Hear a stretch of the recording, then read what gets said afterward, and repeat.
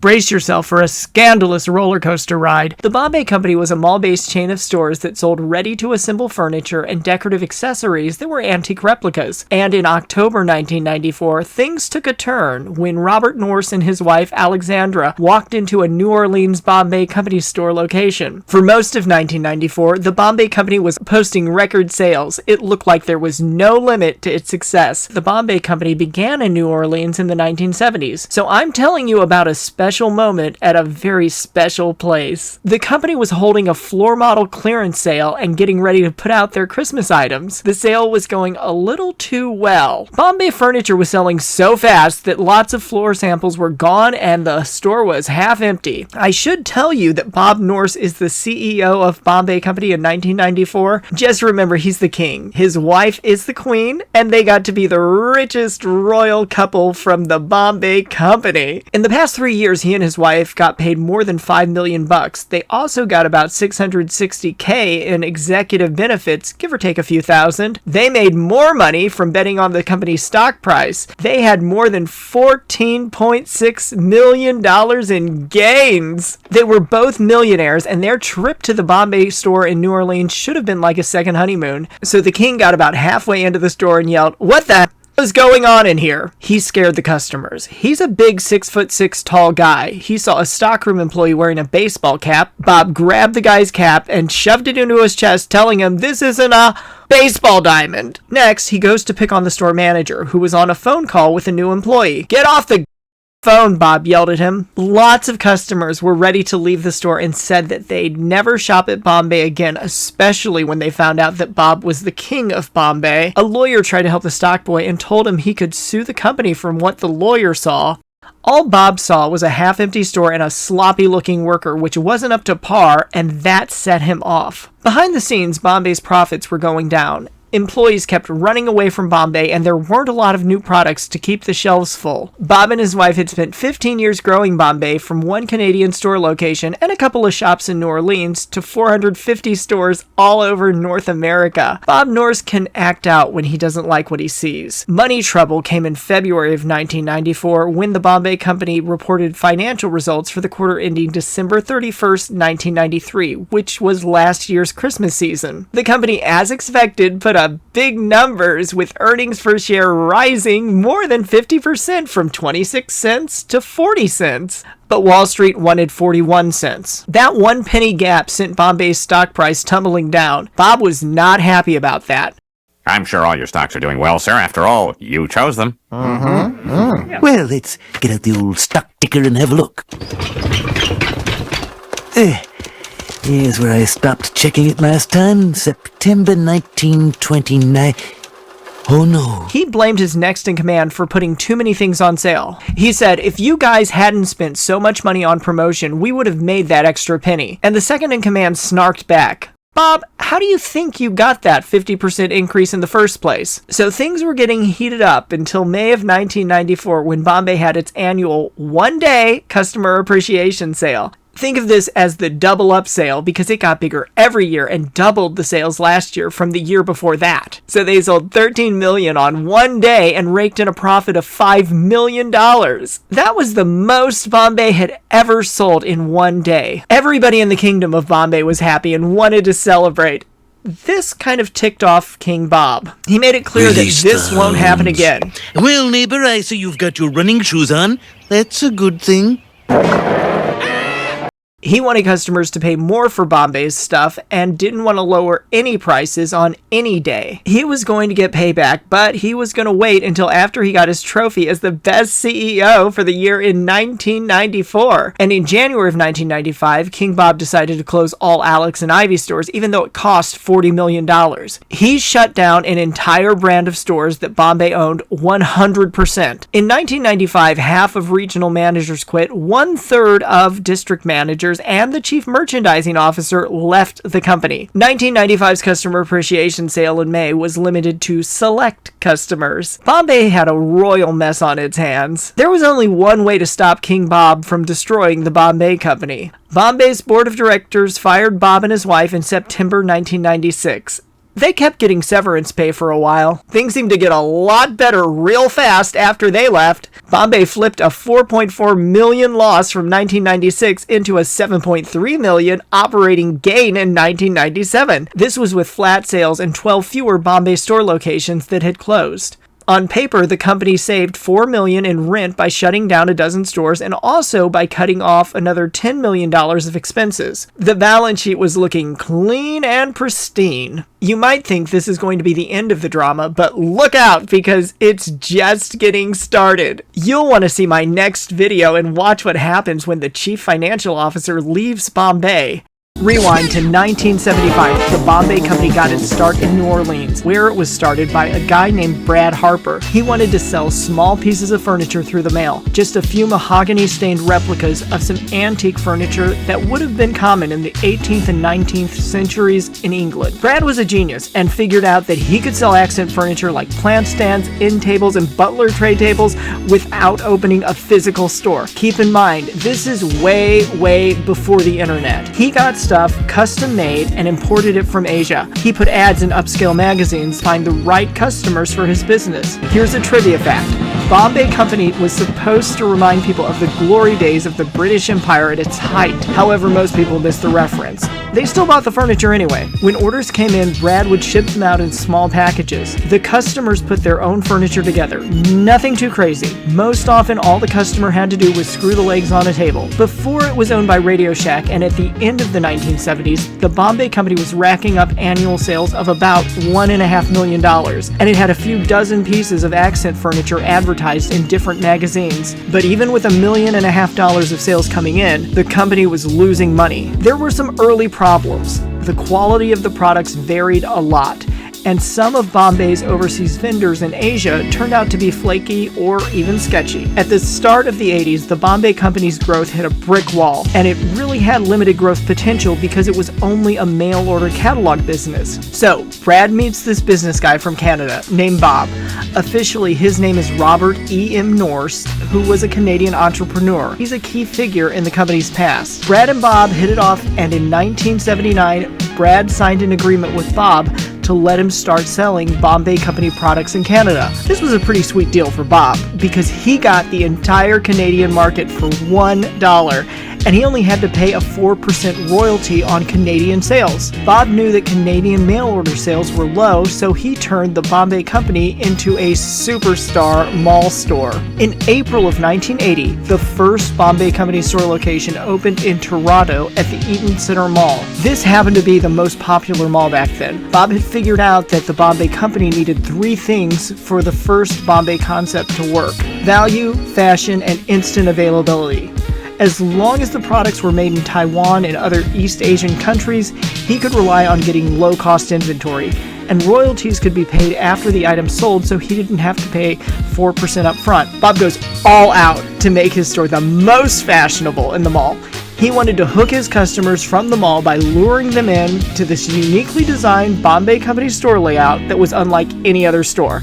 And his first store design was a little over the top. He got a designer to build a 2,000 square foot replica of England's Fountain Court from Henry VIII's palace at Hampton Court. Here's what the original courtyard looks like. Yes, he built something like this inside a shopping mall. It cost him $250,000 back in the day. He used half of his own money and got a bank loan for the other half. I've only read about the first store design, so let me know if there are any photos on the internet down in the comments. To pay the rent each month for the mall space, the Bombay Company needed impulse buyers right away. They could sell a lot of stuff fast since furniture came flat packed and they could keep a big stack of boxes in the back of the store. The benefit for customers was that they could take home their furniture items as soon as they paid. So Bob became the king of FOMO at Canada's hottest shopping mall. The Bombay Company was selling immediate gratification to furniture buyers. At an old school furniture store, customers would pay for their stuff and then wait 6 to 12 weeks before they could get it delivered. Whereas Bombay had almost 3 dozen pieces of furniture available to be carried out of the store store as soon as the customer paid. These furniture boxes literally fit into the trunk of a car. So, no surprise, the three elements of Bob's successful retail business were working to make the Bombay Company store in the Eaton Center Mall an immediate success. Here's a good point to mention that Bob's elaborate store design wasn't the first Bombay Company store location ever opened. Before Brad met Bob, there were two locations in New Orleans. One was mostly a showroom for interior designers, and neither location was located inside an indoor shopping mall. Both were a totally different concept than Bob's Canadian store design. Back in the US, things weren't going so well for Bombay. 3 months after Bob opened his first Bombay store, in July of 1980, Brad dumped 80% of the company's stock to a Texas holding company called Tandy Brands, Inc. Spoiler alert and future video idea, Tandy Brands was really RadioShack. Brad got $26,000 out of the deal, and they paid off the company's loans. 5 months later, in July of 1981, Tandy Corporation decided to buy the other 20% of the Bombay Company that they didn't already own. After a full year of successful business in the Eaton Center Mall, Bob needed more money to buy more inventory and build some more Bombay Company stores. Technically, the banks weren't lending money for this in the early 80s, and Bob already had taken out a $125,000 loan to build the first store. So Bob sells out to Tandy. In August of 1981, Tandy got all of the Canadian business. Bob had some mixed feelings about Tandy. He made the news when he told an Inc. magazine reporter, "If capital had been available at a reasonable cost, I never would have sold." But at the time, it was the only way to grow the company. Bob was still in charge. He got to run the Canadian stores for the Bombay Company. And with a big influx of money from Tandy, he was able to build 13 stores by 1983. They all turned a profit. The situation in the US was kind of the opposite. Tandy copied Bob and opened 36 Bombay Company stores, but they kept losing money. Bombay sold computer cabinets and TV stands that looked a lot better than cheap laminates. And I'm not even going to comment on how tacky the plastic looks from RadioShack compared to Bombay's dark mahogany shelves and cherrywood boxes made to fit videotapes and CDs. Remember, people, this was being run by RadioShack, so the business was hemorrhaging cash and racked up $3 million in losses in the first 3 years. By the end of 1983, the US business situation had become desperate. Tandy's CEO decided to hit up Bob and get him to take over the US Bombay Company locations while he stayed in charge of the Canadian stores. This is when Bob became the king of Bombay. Bob got to work at the start of 1984. His strategy to fix the business was to close the unprofitable US store locations. They mainly had bad spots in the mall without a lot of foot traffic. 9 of the company's 36 American stores got cut and were shut down. Bob told a reporter that the Bombay Company stores needed spots with high foot traffic. He told an industry trade journal, "We saw our concept as selling home decor in malls and other high traffic locations, and that a number of the stores were in bad locations. That first year, we closed more stores than we opened." Let's get into a bit of nepotism. Bob gets his wife to design some new products. Her name is Alexandra Norse, but I think she goes by Alex now. You can see how her name is spelled on the screen. She used to be an advertising executive before she took charge of the Bombay Company's designs. It was probably a pretty small department. She decided that the company should shift away from masculine military-style furniture, manly stuff that looked like it was being built for the next British war. She wanted things to look more feminine and traditional. Her 3 favorite styles were Chippendale, Hepplewhite, and Queen Anne. It was kind of fitting because she became the queen and Bob already was the king of Bombay. She also brought in some new decorative home accessories plus mirrors and lamps.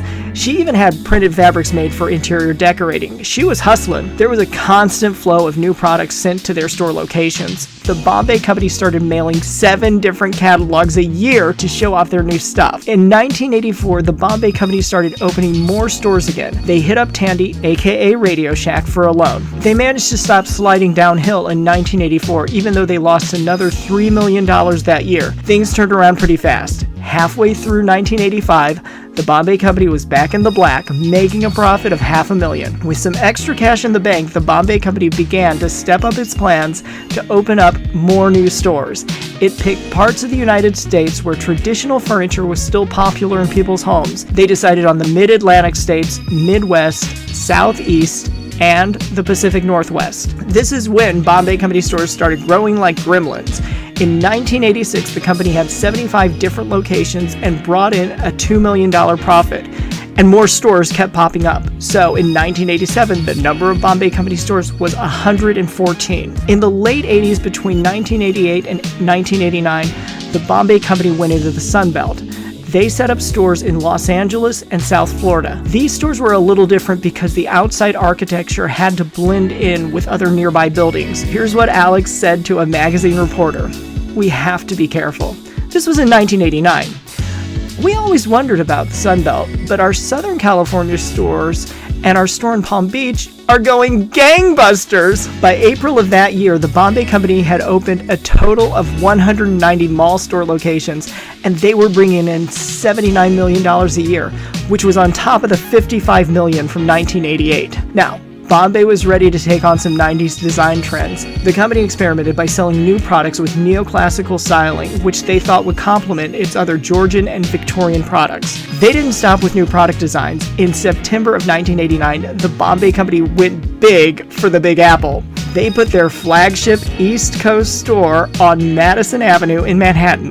That one began turning in record sales. While the Bombay Company kept growing and growing, its corporate parent Tandy was trying to get rid of some other brands that the corporation owned. All of them were smaller and less profitable than the Bombay Company. This went on all throughout the 1980s. In 1984, Tandy closed 2 chains of its retail stores, Western World and Ryan's. By the end of the 80s, Tandy Corporation was in love with the Bombay Company, and on November 9th, 1990, the company changed its official name from Tandy Brands to the Bombay Company, Inc. Tandy decided to sell Bombay while the company looked good to investors. So in 1991, the Bombay Company kind of went through a divorce from RadioShack. It was a friendly divorce since both sides were getting lots of money out of the deal. To kick off the 90s, the Bombay Company tested out 3 new concept stores in Southern California. They were named Alex and Ivy, and they sold the same type of merchandise that the Bombay Company stores were selling. Their products just had a different design aesthetic. It was more of a casual country theme. There aren't a lot of photos online of their stores and products, so just imagine what an Eddie Bauer home store might have looked like back then. It got a little confusing for customers because some of the Bombay stores were right next door to Alex and Ivy, and they both tried to sell a lot of the same stuff. We're going to skip over Alex and Ivy since it deserves its own video. Let me know in the comments if you want me to make one. There was a recession in the early 1990s, which slowed the Bombay Company's growth a little, but it was still growing, and they were at $112 million mid-1990, and the profit was a little over $12 million bucks. New stores kept popping up like gremlins because they opened 43 more stores between 90 and 91. They hit $140 million in sales, but profits stopped growing at this point. Okay, here's why a Nepo spouse isn't always the best pick for a job. In 1992, the Bombay Company's mall stores were cramped full of merchandise. These locations were the size of a small boutique store when they were built. A lot of new products just didn't sell fast enough, and more kept coming in each week and piling up. To fix this mess, the company went to New York City and built their first superstore in Lower Manhattan. They kept running their Madison Avenue location and tried out this second New York City location as an experiment. The new store had about 3,500 square feet of space, which was double their usual 1,700 square foot stores. When the concept stores started selling a lot of stuff, the Bombay Company expanded 2 more locations to a much bigger space. In February of 1993, the Bombay Company decided to turn almost all of its locations into superstores. It made sense at the time. Double the size, double the sales. Here's what Bob had to say. "I believe a business, and certainly a retail business that changes so quickly, has to keep reinventing itself or it will wither and die." That was his way of telling Inc. magazine why Bombay was abandoning their original smaller stores.